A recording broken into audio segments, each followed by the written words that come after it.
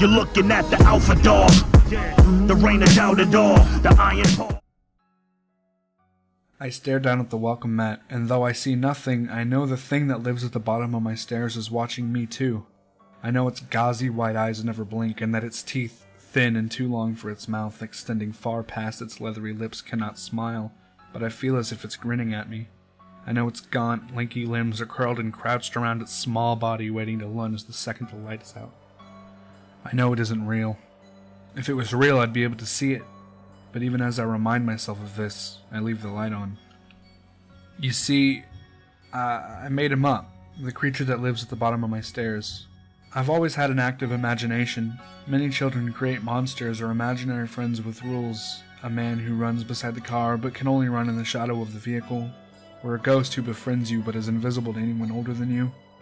Or a monster who waits at the bottom of your stairs but can't move until the lights are out. I'm not sure why I never stopped doing this, actually. I'm approaching my mid-20s, and most children stopped around 10, or at least they stopped talking about it. I try to keep my concerns to myself, though I have had to explain myself a time or two as to why I have to be the one who closes the door. I'm the only one who knows what he's doing, because I created him. The worst part is, I know that he only exists because I think he does. There have been weeks or months where I can go up the stairs to my apartment and not feel his eyes on my back, his claws like fingers waiting to rip into me. All it takes is a stray thought. There have been times where I was too slow to close my door after I turned the light out. Nothing happens right away, though I know that he is in my apartment with me. There is always a chill in my spine and a cold stone in my stomach when he gets past my door, but it's not like he drags me down the stairs or anything. For some reason, though I know he is capable of killing me, he doesn't. Even when I succeed, sometimes there is a dull thudding noise that starts at 2 a.m. and continues until sunrise, like he's slamming his dry, callous, too big hands against the door, demanding I open it and let him in. This has been the hardest part about accepting he is not real, because I have had guests ask me about the noise, and never know what to tell them. Though on the nights he gets in, I can feel him watching me from the doorway to my room, which unfortunately shares a wall with that stairwell.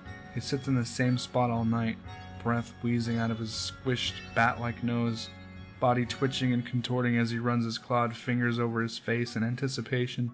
Though I will never claim to have actually seen him, I will say I feel as if a trick of the light or a stray shadow have sometimes looked as if they were trying to reveal him to me. My biggest worry is I think he's getting closer with each time I fail. He started right outside my doorway, but he was a mere 3 feet from me the last time. I can't really tell because he isn't real and because I can't see him, but I think he's getting more worked up. I don't know what he's so excited about, but I can guess it will happen when he has made his way to sit at the foot of my bed. I think he's getting faster. I've been failing more often than not to keep him out.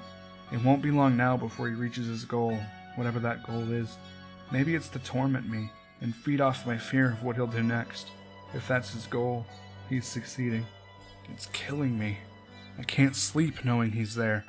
I know he's never attacked me in the past, but I'm always scared that tonight will be the night he decides that enough is enough and goes for it. My lack of sleep is hurting my job. My paranoia is ruining my relationships. All I do is sit at home and hide away from the creature I don't know how to stop. I'm sick of it. So tonight, I'm not gonna hide. Tonight, I'm leaving the door to the stairwell open when I turn off the light. I'm turning off all the lights in my shitty apartment and I'm gonna sit on my bed in the dark. Tonight, when his twisted body lunges and lurches its way into my room, I'm not gonna pretend I don't see him. I'm not gonna pretend that just because I made him up, that means he's not real. I'm gonna look at him in those disgusting, cloudy eyes and accept my fate. I'm tired of waiting.